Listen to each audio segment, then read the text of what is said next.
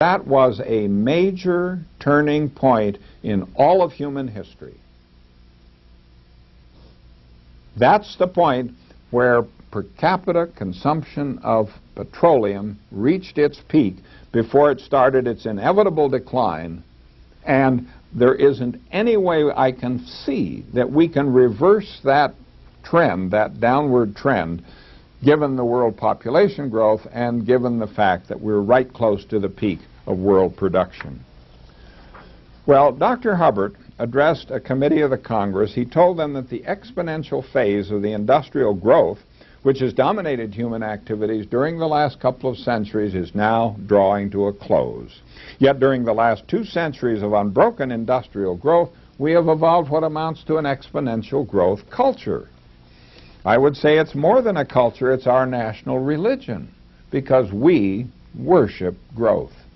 Pick up any newspaper, you'll see headlines such as this: state forecast robust growth. Have you ever heard of a physician diagnosing a cancer in the patient and telling the patient you have a robust cancer? We had Americans being killed in the Gulf War. What's this person worried about? He doesn't care about people. He doesn't care about people being killed. All he's worried about is, oh, the Gulf situation may hurt Colorado's growth. Now, this incredible addiction is not limited to the United States. The Wall Street Journal tells us that the Japanese are so accustomed to growth that economists in Tokyo usually speak of a recession as any time the growth rate dips below 3% per year. So what do we do? In the words of Winston Churchill, sometimes we have to do what is required. We must educate all of our people to an understanding of the arithmetic and the consequences of growth, especially in terms of populations and in terms of the Earth's finite resources.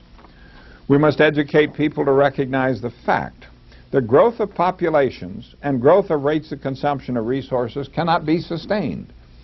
Now, the world is full of people who are yakking about sustainability. Now, some of them are doing serious good things, like trying to reduce energy consumption and things like this. Some of them are just trying to attack the word sustainability onto whatever they're doing, whether it's sustainable or not.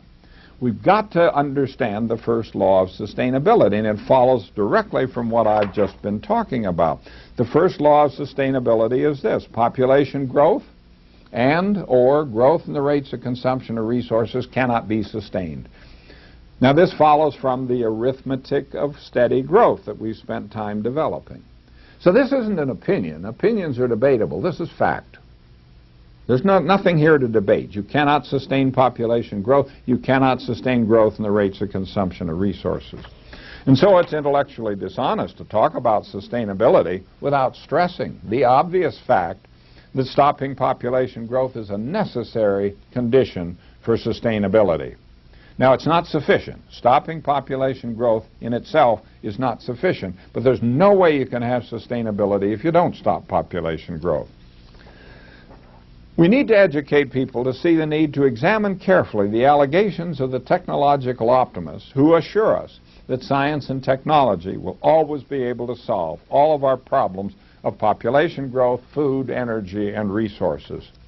Now, chief among these optimists was the late Dr. Julian Simon, formerly professor of economics and business administration at the University of Illinois and later at the University of Maryland.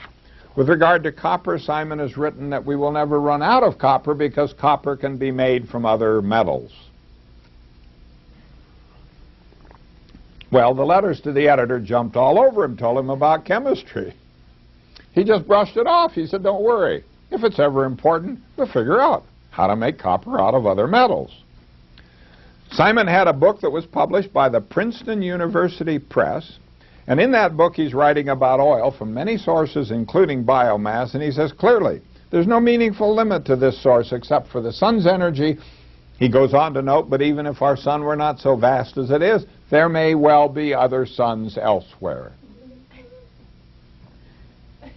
Simon's right. There are other suns elsewhere. But now the question is, would you base public policy on the belief that if we ever need another sun, we'll figure out how to go get it and haul it back into the solar system. Now don't laugh. For decades before his death, this man was a trusted policy advisor at the very highest levels in Washington, D.C.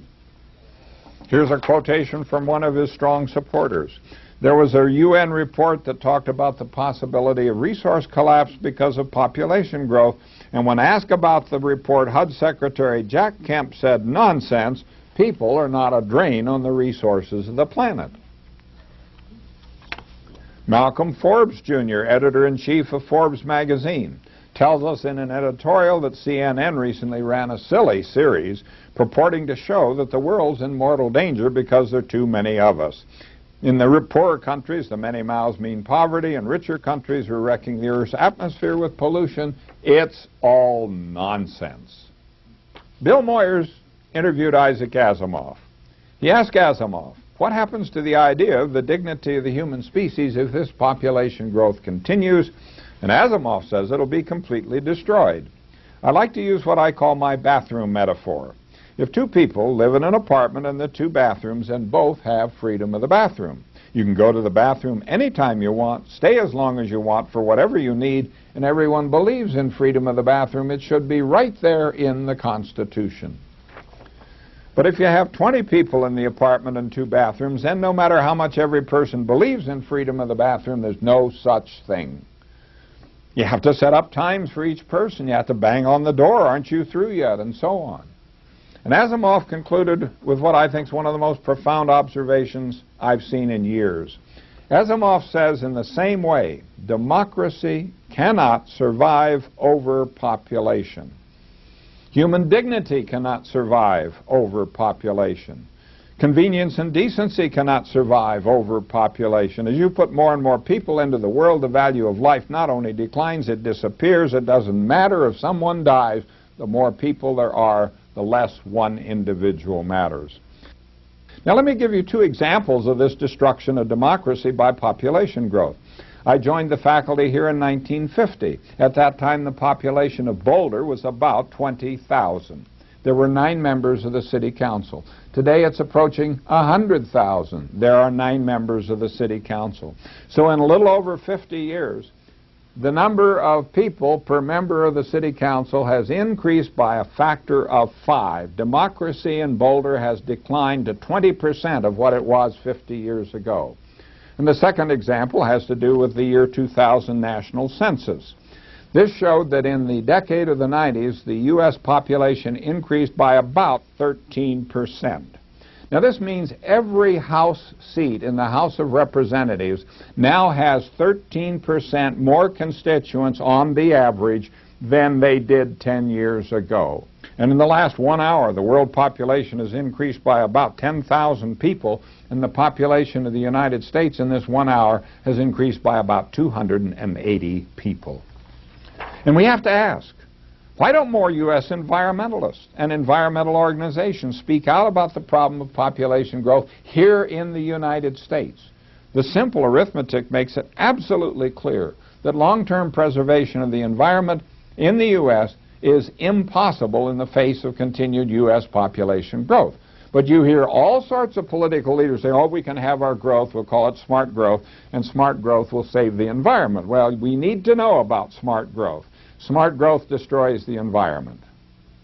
Dumb growth destroys the environment. Now, smart growth just destroys the environment with good taste. So it's a little like buying a ticket on the Titanic. If you're smart, you go first class. If you're dumb, you go steerage, but the result's the same.